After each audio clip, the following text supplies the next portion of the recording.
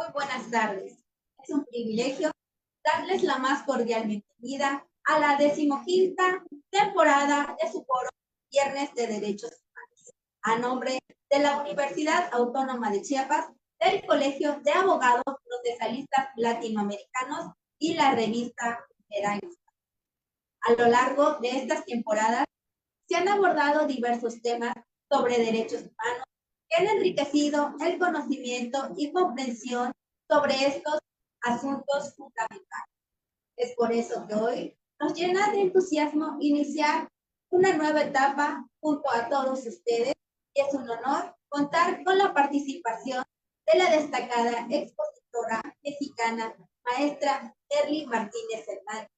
Nuestra invitada es abogada litigante, investigadora, doctorante de Derecho en la Universidad Nacional Autónoma de México, conferencista nacional e internacional. Además, ha realizado una estancia académica en la Corte Interamericana de Derechos Humanos en este 2024, quien nos compartirá su valiosa ponencia sobre el tema Parámetros convencionales del derecho familiar con perspectiva de género. Los invitamos a seguir muy atentos a la exposición de la destacada maestra y a participar activamente enviándonos sus dudas, preguntas o comentarios. Sin más preámbulos, les cedo el uso de la voz, estimada maestra Erly Martínez Hernández. Bienvenida.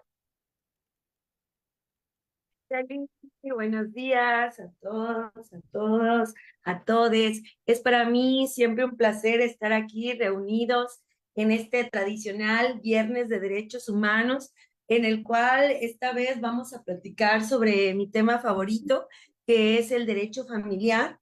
Así como bien dijo la licenciada Neidali, actualmente me encuentro estudiando un doctorado de Derecho Internacional Público y el eje central de mi tesis doctoral se centra en cómo el sistema interamericano, como un organismo internacional en los cuales se resuelven los casos en que los países violan derechos humanos, tratando de hacer la globalización o este derecho convencional, cosmopolitan, como uno los llaman, para que haya una unidad en los temas, para que todos tengan los mismos derechos, hay una congruencia y además para frenarle un poco el poder a los estados y a las autoridades y tengamos mayores y mejores formas de resolver.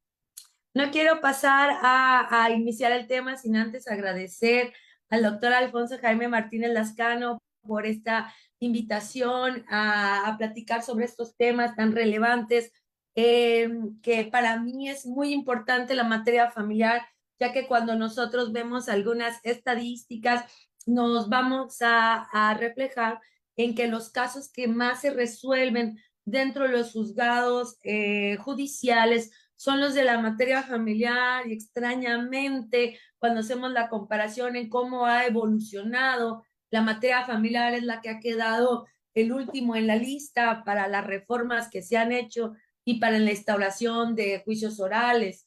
Entonces, vamos a ver entonces que por eso he titulado el tema central de mi investigación, Parámetros convencionales del derecho familiar con perspectiva de género.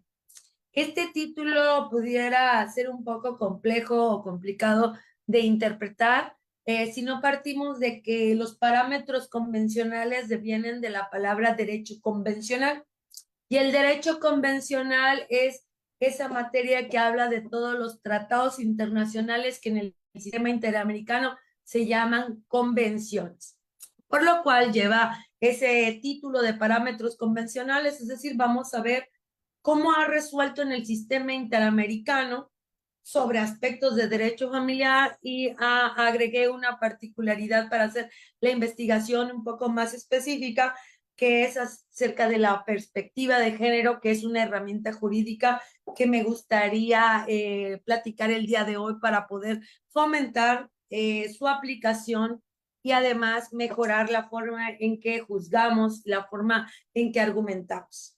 Quiero iniciar con esta frase y esta reflexión de una defensora de derechos humanos de las mujeres en Chiapas que ha exigido el acceso a la justicia ha hecho acompañamiento a víctimas de violencia ante generalmente instancias penales y ha logrado poner la verdad de las estadísticas en cuanto a las denuncias atendidas e inatendidas dentro de las omisiones, ya que normalmente las estadísticas que se dan dentro de las páginas oficiales del Estado muchas veces están permeadas pues un poquito de datos no fuertes, ¿no?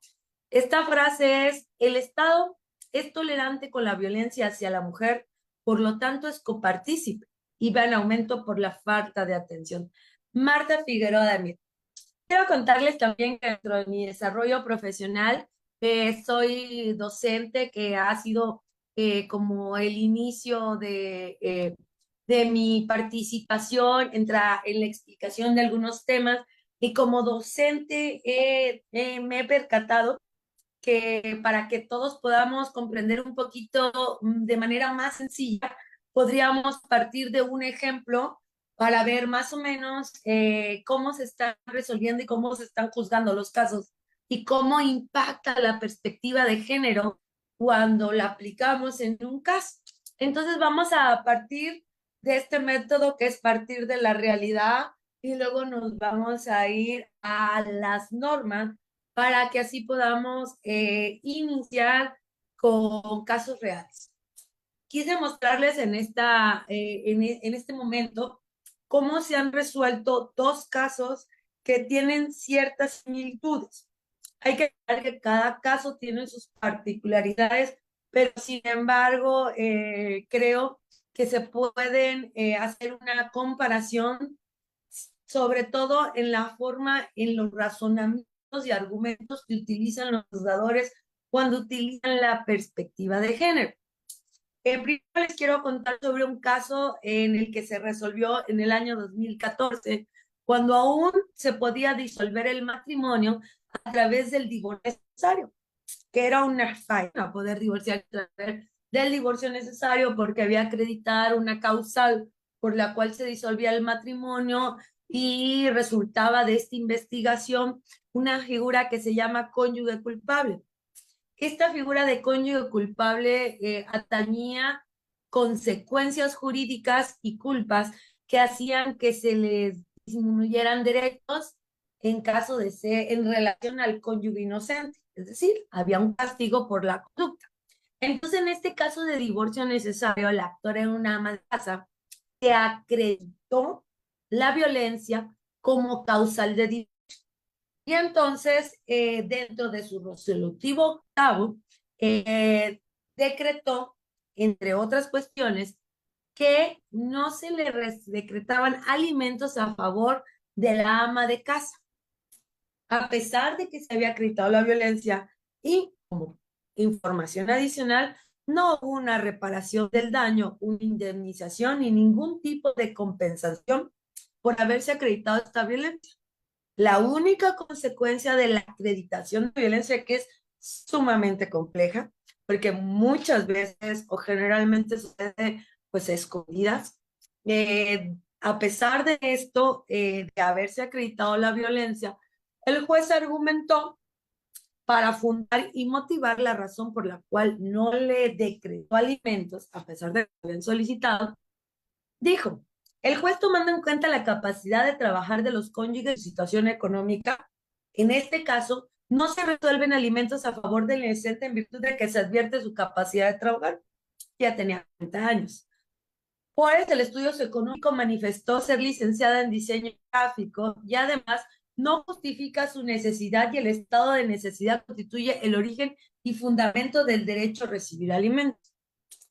Es decir, como en el estudio socioeconómico ella manifestó que había concluido estudios profesionales, a pesar de que en el proceso no se acreditó ningún salario, no se acreditó ningún ingreso, el SAT no informó nunca que tuvo algún puesto que le generara independencia económica, en el cual ella tuviera un patrimonio propio o alguna experiencia en el desarrollo de su profesión. De hecho, ni siquiera fue un argumento hecho por la otra parte, pero sin embargo, como dicen por ahí, todo lo que digas se usó en tu contra. Esta vez la honestidad de la ama de casa fue tomada de manera inadecuada. Porque si nosotros nos ponemos a meditar, sí, el tener una profesión por sí sola te genera ingresos, pues no es así. Porque en la vida profesional, pues muchas veces uno inicia con salarios muy bajos y normalmente a través de jornadas extenuantes, uno poco a poco, si es posible y si la realidad lo permite, pues uno puede irse haciendo de cierta dependencia económica y mejorar sus condiciones de trabajo. Y sin embargo, pues podríamos ver que esta ama de casa tendría que iniciar su vida laboral muchos años después, en las que seguramente a lo mejor los trabajos que pudiera adquirir, los salarios no iban a ser tan altos. Y pues también tenía que pensar que habían 3 hijos y alguien los tenía que cuidar y normalmente cuando se salen de casa ambos progenitores, pues también hay que pagar a los cuidadores, ¿no? Entonces, podemos ver que en esta decisión hubieron muchas cosas que no se tomaron en cuenta y fue un argumento muy injusto y además falto de contextos. Ahora, en contraposición al caso de divorcio incausado por violencia, en una sentencia del 2021 que se hizo a través del procedimiento del divorcio incausado, en el cual ya se puede disolver el vínculo matrimonial sin importar la causa que justificó la separación. En este caso, igualmente, la parte actora era una ama de casa, la cual tampoco había trabajado y tenía la misma edad. Esta sentencia que resolvió este caso, en su resuelve cuarto, refirió: por los motivos señalados en la presente sentencia, se declara subsistente el derecho alimentario a favor de la ama de casa por el tiempo que duró su matrimonio, plazo que será contado desde la celebración de su matrimonio hasta la fecha de la presente resolución. Este tipo de pensión alimenticia tiene el nombre de pensión compensatoria. La pensión compensatoria es la que viene a darle ya un valor económico a los trabajos del hogar, ya que es una constante en México y en países latinoamericanos que al momento de conformarse una familia, las partes, sin importar si sean mujer o hombre quien haga este tipo de actividad, uno sale del hogar a buscar el patrimonio o el dinero para poder pues sufragar los gastos alimentarios de toda la familia, y la otra parte sacrifica su independencia económica por los cuidados del hogar, pues el que sale a comer sacrifica tiempo con la familia, ¿no? Hay un sacrificio por esta sociedad de apoyo mutuo y de solidaridad. En el caso de no se acreditó la violencia y, sin embargo, los argumentos que utilizó el juez para brindarle estos alimentos compensatorios me parecen sumamente humanitarios y justos, en los cuales se tomaron en cuenta las consecuencias del divorcio y el impacto del divorcio en la vida y en la dignidad de los que eran la pareja. Entonces, dijo: el deber asistencial como resarcitorio que deriva de un desequilibrio económico, uno de los cónyuges en una situación de desventaja económica, lo equivale a decir que esa pensión compensatoria no tiene su ayuda en el deber de ayuda mutua, sino que tiene como finalidad compensar a la consorte que durante el matrimonio se vio imposibilitado para hacerse de una dependencia económica. Cabe resaltar que la parte que actora que no solicitó esta pensión se le entregaron sin siquiera solicitar. Es decir, en el segundo caso, la jueza actuó de oficio y se percató de esta condición de vulnerabilidad. Ahora ya existen tesis que ha resuelto la Suprema Corte de Justicia de la Nación de mi país, México, en la cual se ha percatado que muchas veces el divorcio afecta a la parte más vulnerable de la pareja, que es la que no tiene un poder adquisitivo, la que no ejerció su desarrollo profesional, y muchas veces esto hace que hayan muchos cónyuges sujetos o atados a una vida de violencia, a una vida no digna por esta tranquilidad económica que le da al haber renunciado a su desarrollo profesional. Cabe mencionar que en el primer caso del año 2014, la contraparte era una persona que se desarrolló profesionalmente siempre, que tenía estudios profesionales de especialidad, tenía una empresa propia y su caudal económico era bastante grande. Entonces, muchas veces el enemigo realmente, pues, es ese poder económico, y a pesar de que era muy visible el desequilibrio económico, pues la juez dolosamente, o no sé si por omisión, no resolvió a favor de la parte más vulnerable. Y esto pues viola diferentes principios en relación a la protección de la familia. Bueno, ahora que analizamos cómo se encuentran resolviendo los jueces, nos vamos a dar cuenta que a través de la metodología con perspectiva de género vamos a poder conocer las particularidades o individualidades de las partes en los casos. La exposición que hoy les voy a hablar es dividida en tres ejes principales. Les hablaré de la hipótesis de mi investigación, vamos a hablar del planteamiento del problema y finalizaré con unas conclusiones. La hipótesis de mi investigación es que existe una aplicación deficiente de los parámetros convencionales.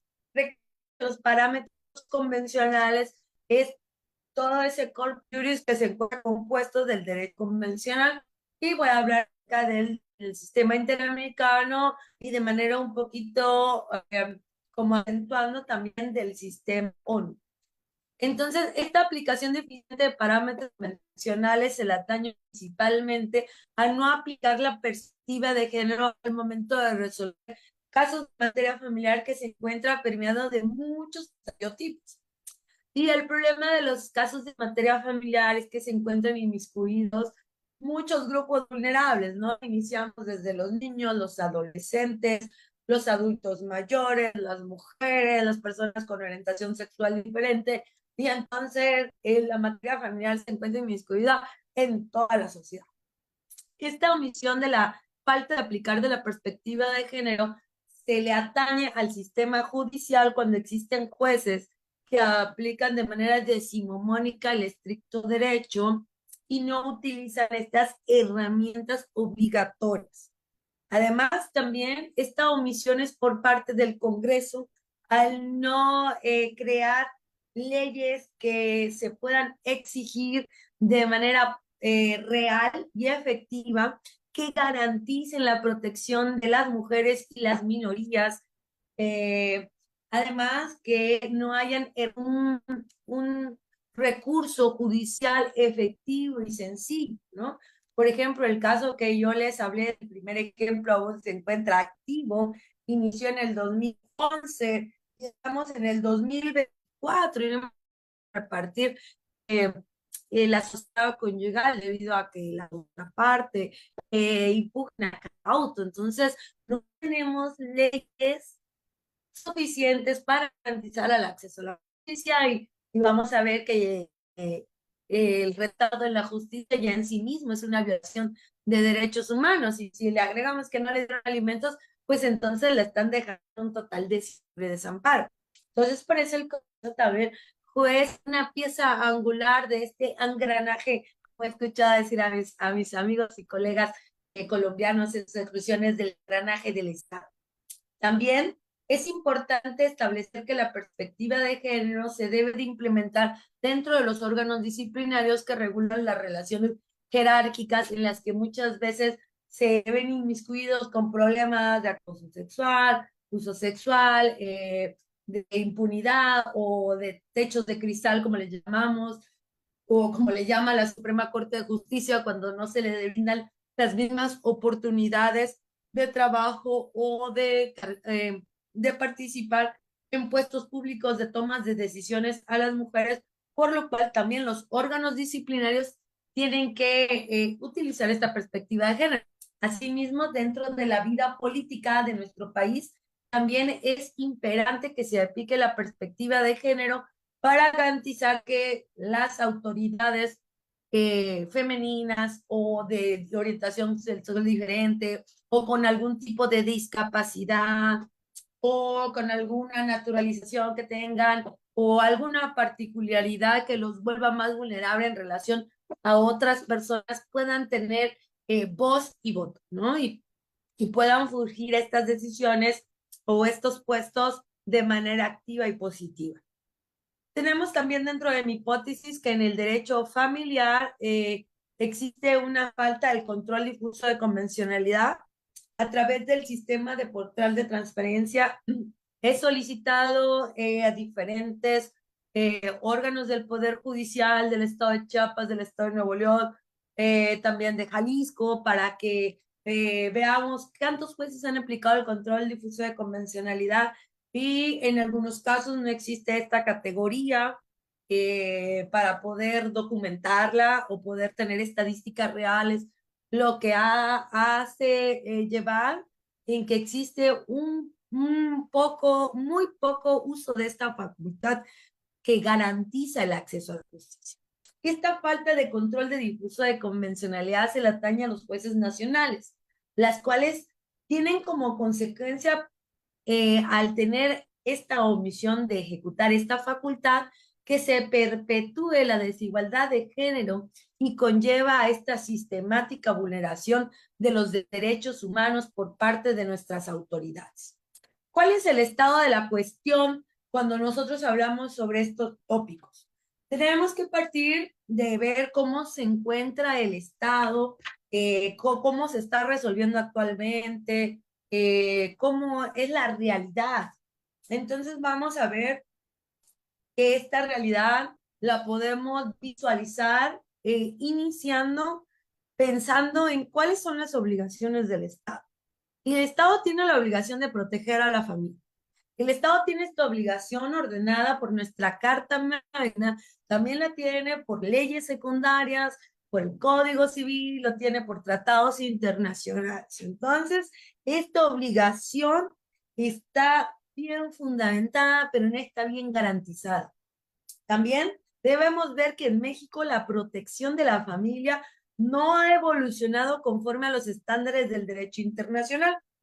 ¿Cuáles son estos estándares del derecho internacional? Bueno, en el sistema interamericano de derechos humanos se han establecido diversas jurisprudencias que exigen de manera obligatoria y coercitiva, bueno, coercitiva de manera honorífica, porque no existe una medida de apremio en el sistema interamericano, sino una supervisión de cumplimiento de las sentencias de manera periódica a cada país que se ha condenado.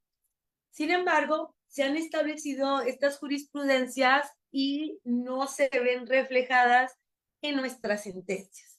Por lo cual, el sistema interamericano ha puntualizado en diversas instancias, como por ejemplo cuando inició en el caso Radilla Pacheco, a ejercer este control difuso de convencionalidad en el que se asegure que las decisiones judiciales respeten los tratados internacionales. ¿Por qué es tan importante hablar sobre el control difuso de convencionalidad? Es muy importante porque el sistema interamericano no es una cuarta instancia. Los procesos judiciales tienen diferentes instancias porque pueden haber errores en la toma de decisiones, lo cual es muy natural. Es natural que exista eso, por lo cual debe haber un reachertamiento, ¿no? Debe haber una investigación en las cuales haya una autoridad jerárquica superior que revise que las autoridades inferiores estén realizando bien su trabajo. Entonces, al no hacerlo, pues nos vamos a la segunda instancia, que normalmente se llama apelación y ya resuelven tres terceros ajenos imparciales, que normalmente son magistrados o salas.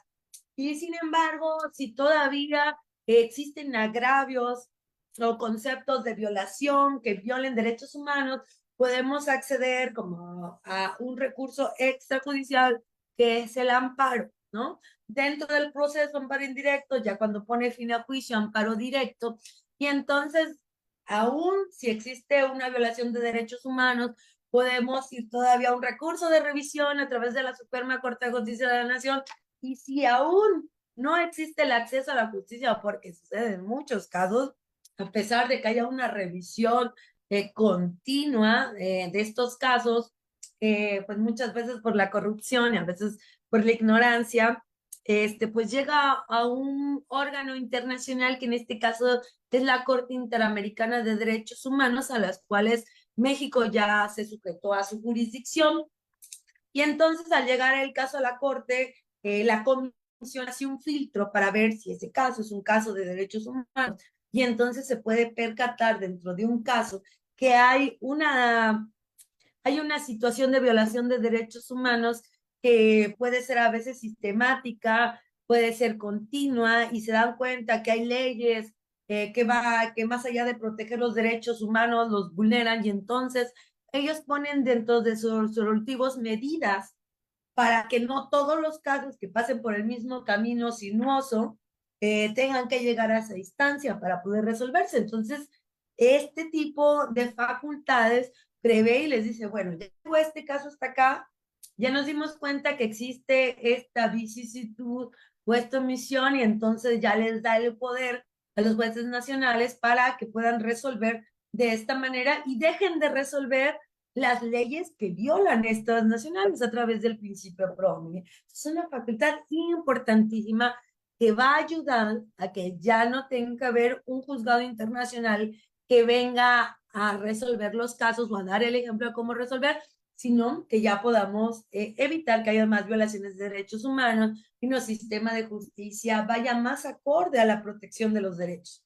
Otro de los planteamientos que quiero poner en la mesa es que existe un corpus juris del sistema interamericano que se encuentra integrado por los tratados internacionales que guían la protección de la familia y además por protocolos internacionales que ya establecen cuáles son los lineamientos adicionales para proteger la familia, los cuales debemos tomar en cuenta y debemos de estudiar al momento de realizar nuestra demanda, contestación de demanda o cualquier escrito. Es decir, antes bueno, siempre en los congresos me pareció muy atinado un comentario de un conferencista que cuando hablamos a los que aún están graduando siempre les hablamos de un antes y un después, que para nosotros pues puede ser como un parteaguas, pero sin embargo a veces no se ha comprendido cómo es antes ni cómo es ahora, ¿no? Pero pues el objetivo es la evolución y sí creo que conocer parte de la historia su utilidad es pues evitar repetir los mismos errores y una y otra vez. Entonces vamos a ver que ahora hay una nueva herramienta que se debe utilizar y que debe estar inmersa en nuestras sentencias, que son utilizar estadísticas oficiales, porque muchas veces cuando se está resolviendo un caso se trata como si fuera un hecho aislado y existe números altísimos, por ejemplo, en la violencia hacia las mujeres y entonces los hechos ya no son tan aislados y se dan cuenta que es un problema cultural, ¿no? Entonces, las estadísticas sociales son necesarias para resolver los casos y es una obligación del Estado que emita estas estadísticas para saber de qué manera se están resolviendo los casos en los juzgados familiares y poder así crear un verdadero camino hasta el acceso a la justicia y que haya una transparencia en los procesos judiciales. Porque muchas veces, como se resuelve a puerta cerrada y estas sentencias únicamente benefician o repercuten a las partes materiales del proceso, pues están resolviendo como a puerta cerrada y por eso son muy importantes las estadísticas oficiales. Además, también tenemos otra omisión que tiene rezagado los procesos familiares, que es la implementación de juzgados orales. Los juzgados orales ya se encuentran ordenados en nuestra Carta Magna, pero sin embargo, los congresos de los estados que están encargados de hacer cumplir las órdenes federales para poder implementar estos juicios orales en materia familiar no los han regulado y hay pocos estados en la República que los tienen. Uno de ellos que están súper adelantados y los felicito muy bien, sobre todo a los jueces familiares en materia familiar de Nuevo León. Ellos sí los tienen implementados. También los tiene Guanajuato, entre otros estados. Entonces tenemos que exigir que hayan juzgados orales en materia familiar en todos los estados de la República y yo hago esta exigencia en específico por Chiapas, el lugar donde yo me encuentro litigando. Además, debemos de ver que esta parte de la lista de pendientes, mejorar el acceso a la justicia familiar y que hay una eficiencia en la resolución de casos. ¿Por qué no hay una eficiencia? A través del portal de transparencia investigué y envié una pregunta en el que solicité saber cuántas sentencias se habían resuelto en los divorcios necesarios y la estadística fue muy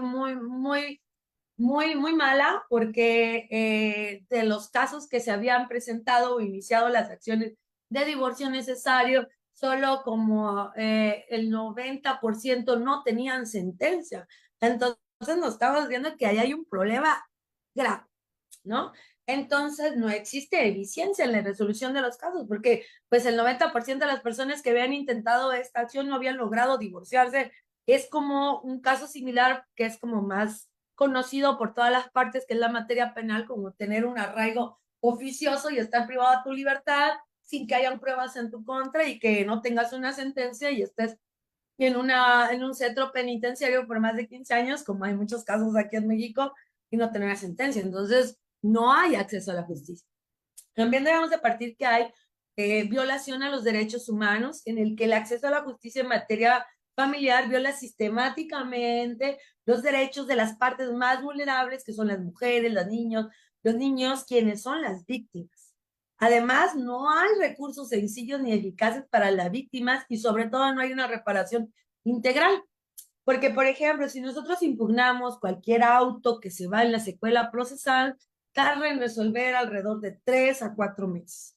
Y entonces, si multiplicamos el número de apelaciones que puede haber en un juicio, que un juicio pudiera tardar un año, pues llegamos a juicios que tardan más de 10 años. Entonces, es agotador, extenuante, revictimizante y además en lo económico nos afecta tanto a los abogados como a las partes, porque entonces no existe un recurso adecuado. Y de hecho, pues como lo único que no cambia es que todo cambia, muchas veces las situaciones de los que estás protegiendo, que son niños, se vuelven adolescentes y entonces hay nuevos retos y los adolescentes se vuelven profesionistas y hay nuevos retos y la madre o la ama de casa se vuelve ya un adulto mayor y entonces ya tienen un mayor grado de vulnerabilidad y entonces es tan cambiante que no podemos estar analizando lo que pasó en el 2011 y resolverlo en el 2024 cuando ya hay nuevas cosas y entonces es un cuento de no acabar, ¿no? También hay ciertas implicaciones que quiero que tomemos en cuenta, que es que el acceso a la justicia debe ser garantizado para proteger a las víctimas de violaciones de los derechos. Además, se deben de implementar mejoras significativas en la protección de los derechos humanos y en la justicia familiar. Vamos a ver que la justificación de mi investigación doctoral es de manera general que vamos a destacar la importancia que tiene la materia familiar en la solución de conflictos familiares y distinguir estos parámetros convencionales que inciden en los procesos. La justificación del proyecto la vamos a ver a través de las estadísticas del ENEGI, en el que dice que más del 65% de los casos en primera instancia corresponden a dos áreas, destacando que el 39.4% es materia familiar. Esto subraya la importancia de estudiar y mejorar la eficiencia de impartición de justicia en la materia familiar. Vamos a ver entonces que tenemos que fundamentar esta obligación con juzgar con perspectiva de género. ¿Cómo la vamos a pedir o cómo la vamos a aplicar? Si eres abogado litigante o eres funcionario público, vas a utilizar esta herramienta jurídica en el ámbito familiar, analizando la evolución del sistema jurídico mexicano, iniciando por ver a través de las páginas de internet cuáles son los tratados internacionales que ha suscrito México y tiene la obligación de cumplir y hacer cumplir. Además, vamos a ver también como otro eje internacional lo que se ha resuelto en el sistema universal de derechos humanos. Además, vamos a analizar la necesidad de incorporar estos planteamientos internacionales dentro de la forma de resolver procesos ordinarios, en la cual existe una falta de acceso a las mujeres y a las minorías sexuales. Esto se da porque existe algo que se denomina estereotipos. Es decir, muchas veces las ideas que tenemos preconcebidas en nuestra cabeza hace que se borre la objetividad de quienes estén resolviendo o de lo que estén defendiendo en la parte actora o en la parte demandada. Y entonces estos estereotipos hacen que muchas veces se judicialice la discriminación, ¿no? Porque es mujer puede menos, porque es homosexual puede menos, porque es indígena, ¿no entienden, no? Este tipo de razonamientos, aunque pareciera increíble, es creíble que está dentro de muchas sentencias. Lo vamos a analizar a continuación cuando hablemos de las sentencias. Vamos a poner desde un lado en el sistema ONU que existe el Tratado Internacional de la CEDAW, que es el que se encarga de atacar la discriminación entre la mujer, que fue ratificado por México el 23 de mayo de 1981. Dense cuenta desde cuándo está esta tarea internacional sobre nuestro país, México. Vamos a analizar que existen dos recomendaciones generales muy importantes sobre estos aspectos en cuanto a proteger a la familia, que se denominan Recomendación General número 21 y Recomendación General número 29. La primera data de 1994, la segunda desde el 2013. Del otro lado tenemos a la Carta de la Organización de los Estados Americanos, que es la que une a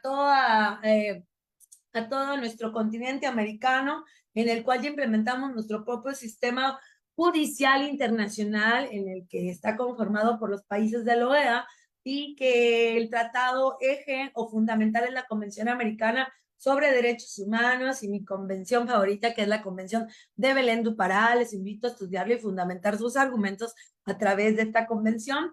Y la que nos da la realidad, porque como que la convención es el mundo del deber ser y el mundo del ser, es decir, cómo debiera ser y cómo es realmente, es la relatoría sobre los derechos de las mujeres. Cuando nosotros analizamos esta relatoría sobre los derechos de las mujeres, nos vamos a dar cuenta que en las estadísticas, muchos de los casos que resuelven violencia contra las mujeres se mantienen impunes, y la perspectiva de acceso a la justicia, en algunas entrevistas se ha dado que las personas no sienten que tengan acceso a la justicia. Cuando analizamos la recomendación general número 21, vamos a ver que existen obstáculos materiales, es decir, obstáculos reales para que las mujeres accesen a la justicia, porque no hay un reconocimiento legal de la igualdad ante la ley, por lo que el Estado se tiene que ocupar en aplicar nuevas medidas y debe ver que hay unos obstáculos adicionales, porque existe una omisión en garantizar el derecho a la capacidad jurídica, como cuáles: a circular libremente, a elegir tu domicilio, para el reparto de los bienes, no se garantiza el derecho a la educación, al empleo, al desarrollo personal, y además el obstáculo adicional que no se le da un valor al trabajo del hogar y a los cuidados. Y además hay algo que se ha definido como la violencia obstétrica, que es cuando te merman el derecho a decidir sobre tu planificación familiar. ¿En qué caso se puede dar esto? Por ejemplo, es muy común, se ha visto que cuando las mujeres dan a luz, y dan a luz su cuarto, tercer hijo, segundo, etcétera, muchas veces los doctores le dicen: no, pues ya debe usted ligarse o operarse para que ya no pueda tener más hijos, porque ya ha tenido demasiados, y esto es una injerencia a su privacidad, ¿no? Ella tiene el derecho de elegir el número de hijos que quiera. O caso contrario, que también se da cuando una mujer apenas tiene su primer hijo y decide realizarse esta cirugía, le dicen: no, no, no, es que tienes que tener más hijos, ¿no? O sea, nadie se pone de acuerdo. Y entonces están ingiriendo de manera ilegal en su decisión de planificar el número de hijos que tienen. También uno de los derechos más complejos o más controversiales es el derecho a poder interrumpir un embarazo no deseado, ¿no? Que también está dentro del derecho humano a decidir sobre la planificación del número de hijos que tienes o de tu familia. Además, en la recomendación general número 29, ya plantearon en la mesa hablar sobre las consecuencias económicas de la disolución del matrimonio, en los cuales se resaltó que la obligación del Estado es reconocer que existen diferentes formas de familia, porque ya no existe solo la familia tradicional, mamá, papá, hijos, sino ya existen familias monoparentales en que el cuidado de los hijos está en manos de un padre o una sola madre. Ya existen familias ensambladas, ¿eh? Las familias que se encuentran compuestas por mis hijos, tus hijos y a veces nuestros hijos, ¿no? También familias homosexuales, familias o matrimonios homosexuales en que ya quisieran adoptar o tener a través de la subrogación la planificación de su familia. Entonces, es una obligación del Estado reconocer las diversas formas de familia para poder garantizarles los mismos derechos y hacer cumplir las obligaciones que resultan de contraer matrimonio. También dentro de las obligaciones del Estado está evitar los abusos de los regímenes de divorcio, en las cuales, por ejemplo, la separación de bienes hace que muchas veces las partes más vulnerables queden desprotegidas, ¿no? Porque a lo mejor por ignorancia creyeron que toda la vida iban a compartir todo y al final se quedan sin nada. Por lo cual es una obligación garantizar los derechos económicos igualitarios, evitando y eliminando de nuestras sentencias o dentro de nuestros argumentos los estereotipos, los roles de género. Se deben de distribuir de manera equitativa las responsabilidades laborales y familiares dentro de un hogar. Mamá ayuda a papá, papá ayuda a hijos, hijos ayudan a papá, ayudamos a abuelos, todos en línea recta, consanguínea, ¿no?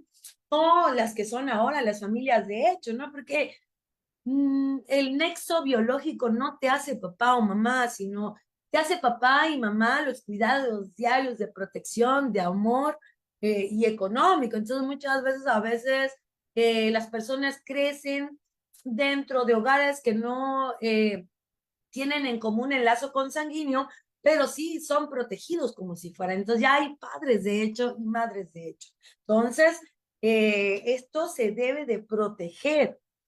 Y además, en el momento de hablar de evitar abusos de regímenes de del divorcio, debemos no permitir que cualquiera que sea esposo o esposo eviten las obligaciones financieras de esos acuerdos que hicieron ellos mismos para garantizar el desarrollo de su familia. Cuando uno deja de trabajar y el otro trabaja, uno se desarrolla profesionalmente, otro no.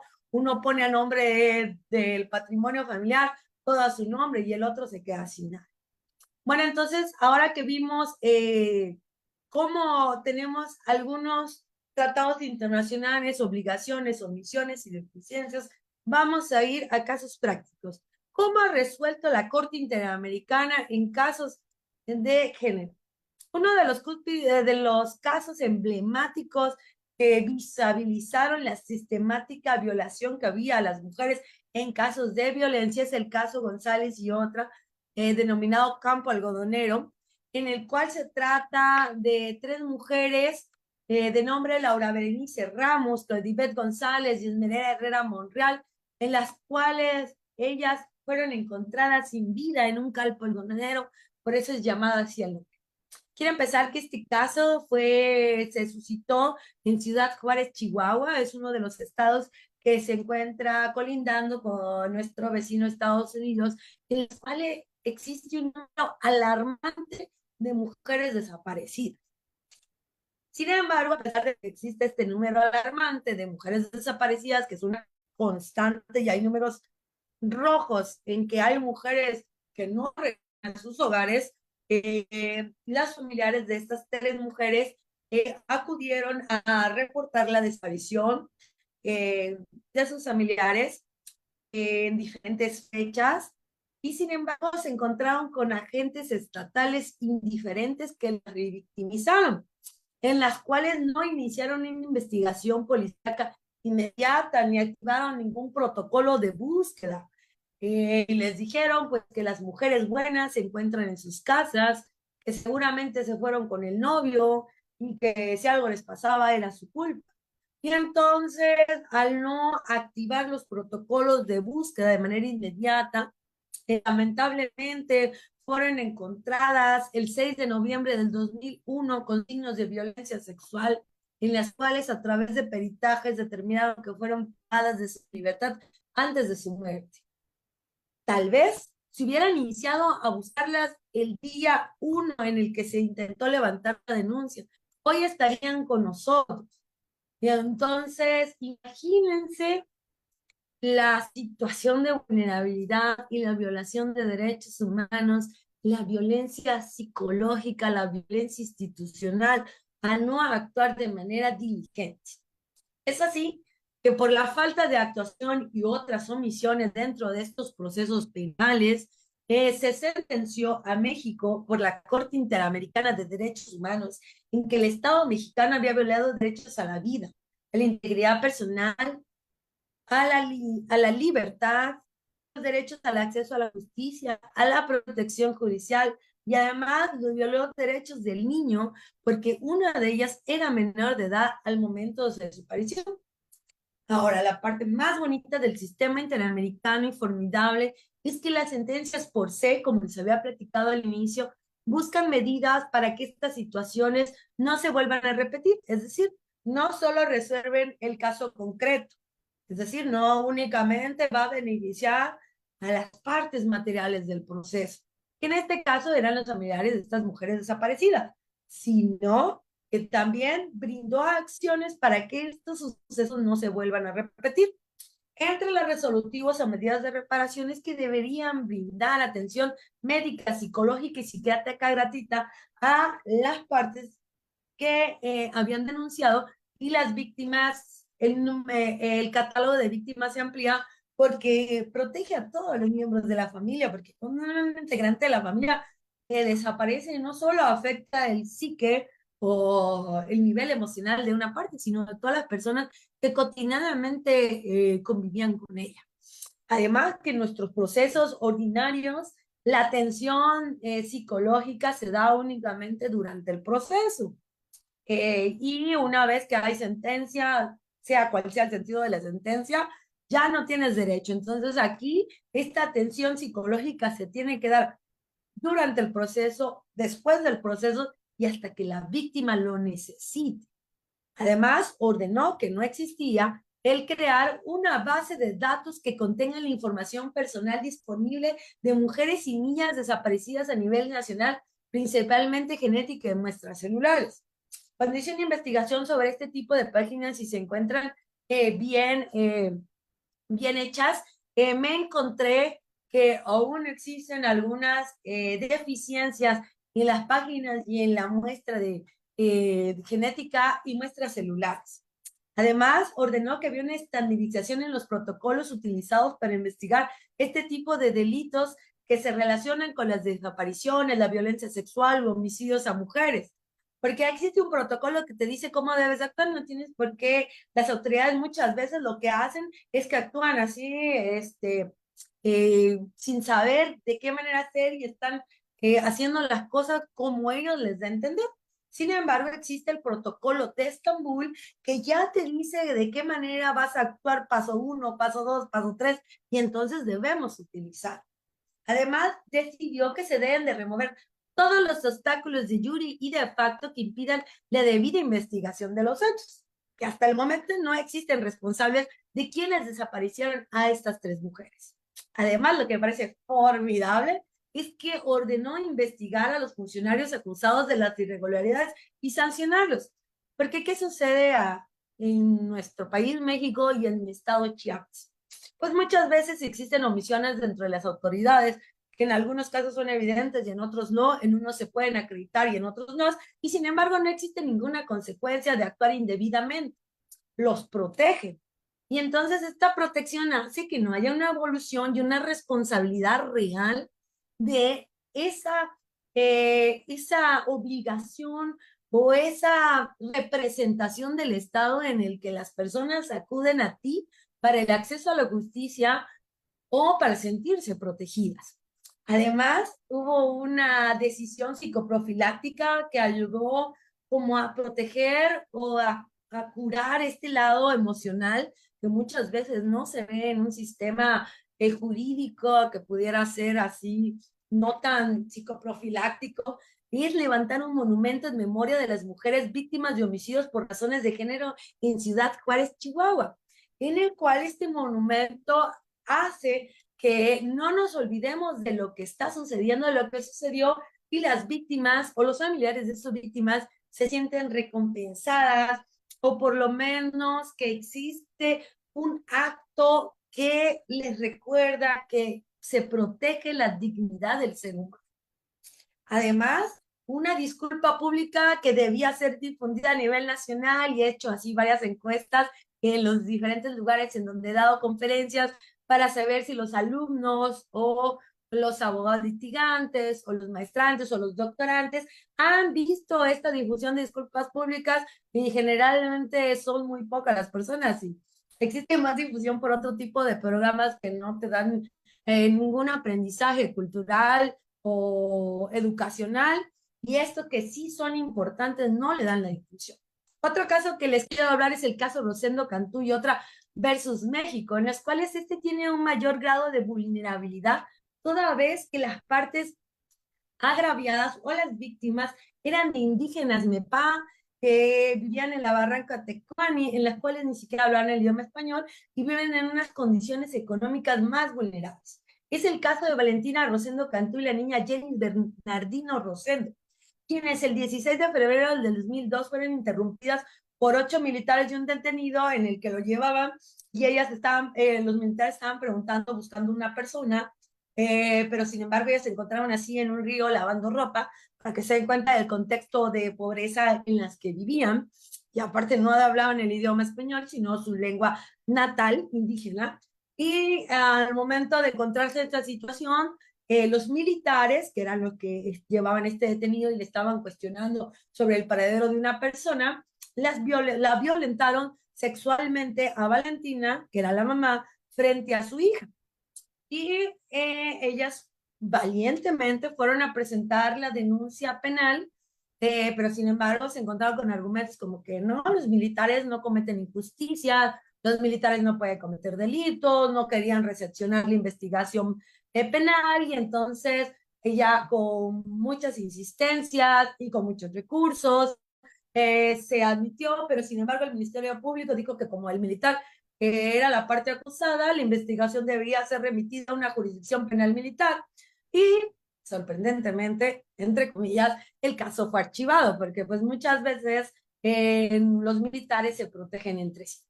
Entonces llegó el sistema interamericano y en su sentencia ordenó algo que es muy fuerte. Dense cuenta del poder del sistema interamericano. Ordenó a México que reformara su ley en el Código de Justicia Militar en el artículo 57, en el que dijo que existían casos de que una de las partes, un militar, no debe de juzgarse en una justicia castrense o en un juzgado castrense, no, debe ser en el del común, porque eso es lo correcto, porque ahí sí hay una imparcialidad, si no, van a estar a favor de los otros. Y esto lo podemos acreditar de que se archivó el caso, ¿no? Además, se perdieron muestras ginecológicas. Además, también sentenció porque no hay un recurso. Recordemos que un recurso es cuando existe una decisión de una autoridad y tú consideras que esta decisión te agravia y no está conforme a lo que debiera ser, entonces tú debes de poder tener derecho a que alguien revise eso y tiene que ser alguien jerárquicamente superior, lo que atañe mayor preparación. Y no existía ningún recurso cuando el Ministerio Público decidía enviar este caso a la justicia castrense. Entonces, le ordenó que debe haber un recurso efectivo de impugnación para las personas afectadas por la intervención del fuero militar. Porque si tú eres un civil, no puedes participar en estos procesos, porque es únicamente para los militares. Además, que me pareció muy bonito, ordenó que se implementaran programas, cursos permanentes para que capaciten diligentemente a los casos de violencia sexual.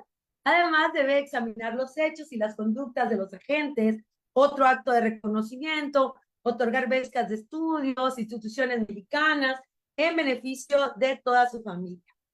Tenemos otro caso similar, que es el caso Fernández de Ortega y otro México, otra indígena Mepá de la Barranca Tecani del estado Guerrero, quien la diferencia es que los militares ingresaron dentro de su casa y dentro de su casa, en presencia de sus familiares, fue violada, en el cual la sentencia también reconoció que había violaciones de derechos humanos. Quiero puntualizar una parte muy importante de esta resolución, es que se le otorgó como medida de compensación otorgarle becas de estudios, ¿no? Parece formidable, porque esta es la única manera a través del profesionalismo o los estudios que se puede evitar que estas situaciones continúen. Además, las formas en que se repara en la Corte Interamericana sí están garantizando que se salgan de ese rubro de ignorancia o desigualdad o de vulnerabilidad. Por lo cual voy a concluir que es importante para aplicar la perspectiva de género hacer un enfoque interseccional. Es decir, así como los médicos, antes de diagnosticarte o decirte qué medicina debes de tomar, pues te toman tu peso, tu altura, tus antecedentes. Entonces también nosotros debemos de ver quiénes son las partes a las que estamos juzgando para poder darles su antibiótico el específico. Entonces, ¿cómo hacemos eso? Vamos a ver su identidad sexogenérica, su orientación sexual, su pertenencia étnica, si existen algunas relaciones de subordinación que condicionen su voluntad, ver sus condiciones económicas, su grado de estudios, hasta su religión. Y vamos a recordar que los estados están obligados a abstenerse de cualquier práctica de violencia a la mujer, a las minorías, actuar con este derecho humano formidable que es la debida diligencia y sobre todo reparar integralmente. ¿Cómo te puedes sumar para que esto cambie? Bueno, adhiérete a campañas de redes sociales que motiven o compartan la cultura, no únicamente compartas memes, también cultura. Y voy a finalizar con esta frase del doctor Alfonso Jaime Martínez Lascano. Hay un espíritu que recorre toda América y es el espíritu de los derechos humanos. Muchas gracias.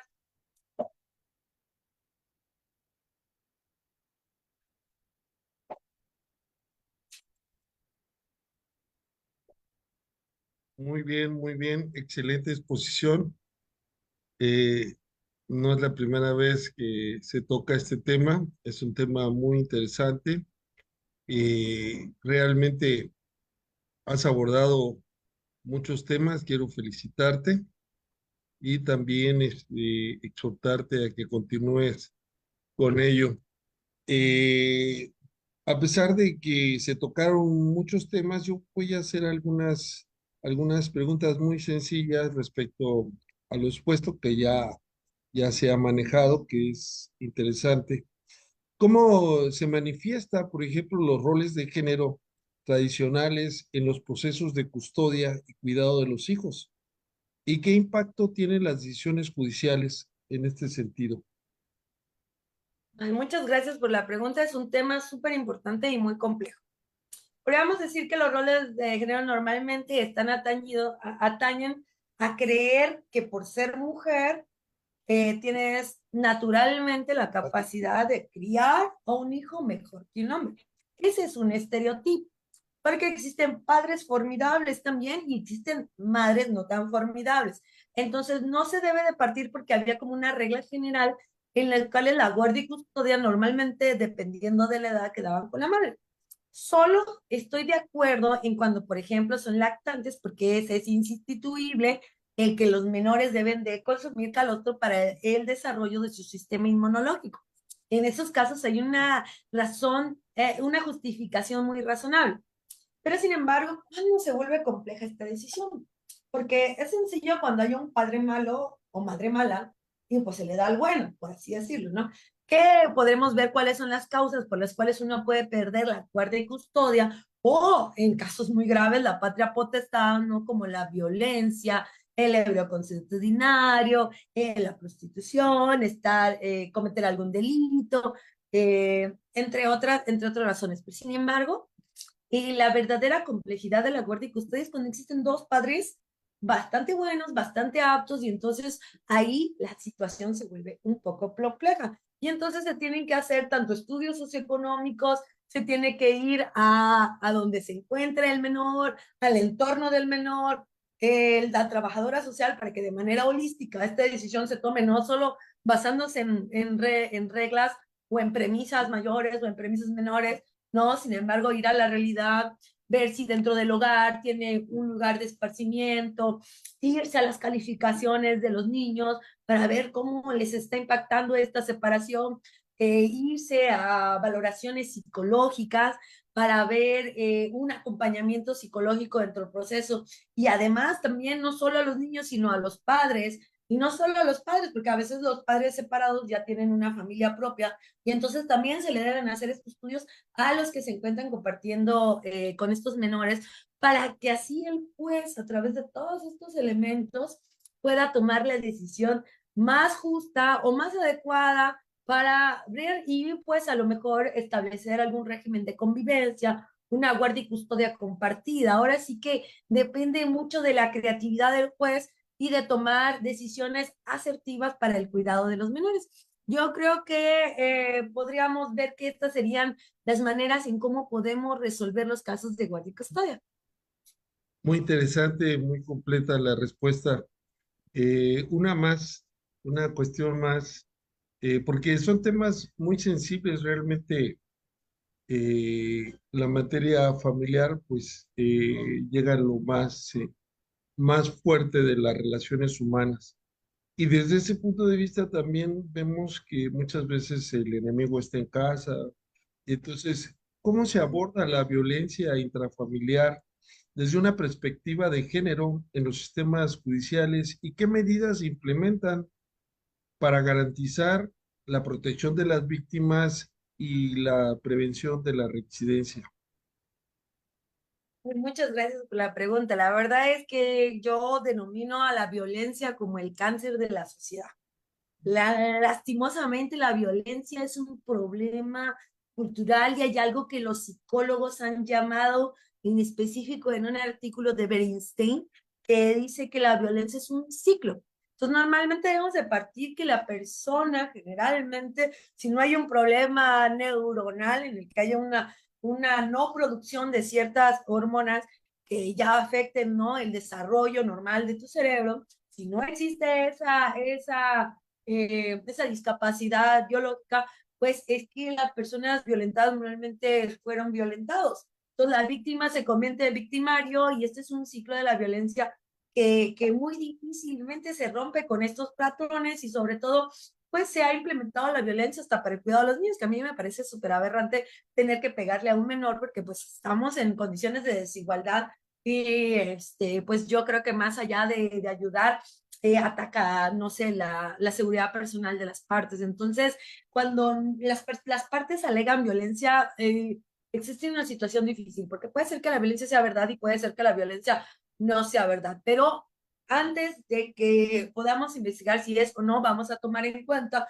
que existen sentencias y estadísticas en que existe una sistemática violencia en contra de mujeres. Entonces, lo más probable es que sea verdad porque existe estadísticas que así lo emplean. Entonces, bueno, en lo que se resuelve o se acredita, si existen acciones que se pueden pedir como medidas cautelares para que en caso de existir violencia se frene, como es, por ejemplo, la separación de los cónyuges, como es una orden de restricción, como es tener una convivencia con los menores en caso de que la violencia se atañe entre progenitor e hijo, una convivencia vigilada, también que se le ordene salir del domicilio, también que se le arraiga estar en un estado, además, que se les brinde atención psicológica, se le hace un estudio, y entonces este tipo de acciones ayudan a frenar. De hecho, también existen los patrullajes preventivos en los cuales el policía va de manera periódica y sorpresiva al hogar, porque muchas veces, a pesar de que hay una orden de restricción, los cónyuges siguen viendo la misma casa, a lo mejor por situaciones económicas en que no se puede pagar dos casas, ¿no? Pero pues la violencia tiene que frenar, entonces hay patrullajes preventivos. Este tipo de acciones ayudan a que durante el proceso se garantice la paz dentro del hogar y una vez que se dicte sentencia, pues ya determinar las acciones en las cuales se va a resolver, reparar y garantizar que estos hechos no se repitan. Quiero decirles que pueden encontrar todo este tipo de información en la Ley General de Acceso a la Justicia, en la Convención de Belén do Pará, en la CEDAW, y ahí podemos encontrar de manera muy específica todas estas medidas cautelares que se pueden pedir. De hecho, hay unas que se pueden pedir hasta la Corte Interamericana antes del proceso. Entonces, tenemos que ayudar primero en confiar en la víctima, darle la presunción de inocencia al victimario y lo que se resuelve, vigilar la integridad de las partes. Muy bien, muy interesante. Y también vemos en cuanto a la violencia que generalmente pensamos que solamente hay violencia cuando hay golpes, lesiones, pero has incluido, por ejemplo, la alteración en la salud mental. Pero sin embargo hay una serie de clasificaciones ahora que han hablado inclusive de la violencia patrimonial, la violencia económica, etcétera. Este campo del derecho familiar, podríamos decir que por las necesidades del devenir humano, pues ha ido ampliando su campo de acción. Inclusive, como las leyes en muchas ocasiones, pues son como las fotografías, se quedan ahí en el tiempo y nadie las cambia. Hay juezas que resuelven, por eso es importante el tema en cuanto a actualización jurídica, que resuelven en base a la jurisprudencia de la Corte Interamericana, en base a los parámetros, porque a veces los códigos civiles o los códigos de procedimiento civil, pues no tienen respuestas con parámetros más actuales. Pues muchas felicidades, muy interesante todo lo planteado, nos lleva siempre a exhortar, a seguirse preparando, a seguir estudiando y sobre todo a defender las causas pues de las poblaciones más vulnerables, ¿no? No nos resta más que agradecerte. Voy a eh, proyectar, como lo hacemos tradicionalmente, un sencillo reconocimiento pero emotivo. Entonces, aquí el Colegio de Abogados Procesalistas Latinoamericanos, la Universidad Autónoma de Chiapas, el CONACYT certifican a la maestra Merlin Martínez Hernández por su destacada participación en el Foro Viernes de Derechos Humanos, empezando la 15ª temporada con la conferencia magistral Parámetros Convencionales del Derecho Familiar con Perspectiva de Género. Muchas gracias, enhorabuena, feliz fin de semana a todas y a todos y nos vemos pronto en otro espacio más académico para promover la nueva cultura jurídica. Gracias, Merly. Gracias. Bueno, y ahora le vamos a pedir a la licenciada Neidalí Espinosa Sánchez que nos diga qué más actividades tenemos en lo que resta del año, porque ya se está acabando el año. Así que los invitamos a seguirnos, a participar y adelante, por favor, Neidalí. Gracias. Hasta pronto. Claro que sí, muchas gracias, doctor. También agradecemos a la maestra Merly Martínez Hernández por compartir con nosotros su vasta experiencia y conocimientos a través de su valiosa ponencia. Agradecemos de igual manera a nuestro auditorio su presencia y participación activa y los invitamos a mantenerse informados sobre nuestras próximas actividades académicas a través de nuestras redes sociales, donde también podrán revivir eventos pasados. Visítenos en www.primerinstancia.com.mx y en Facebook bajo el nombre de Abogados Procesalistas. Y no olviden darle like. Asimismo, esperamos contar con su valiosa presencia en el 5º Congreso Internacional de Derecho Convencional a celebrarse los días 5 y 6 de diciembre en la Facultad de Derecho de la Universidad Autónoma de Chiapas, en la hermosísima ciudad de San Cristóbal de las Casas. Les deseamos una excelente tarde. En homenaje al doctor Sergio García Ramírez. Les deseamos una excelente tarde y un buen fin de semana. Nos vemos pronto. ¿Dónde más? Aquí en TVLex. Hasta la próxima.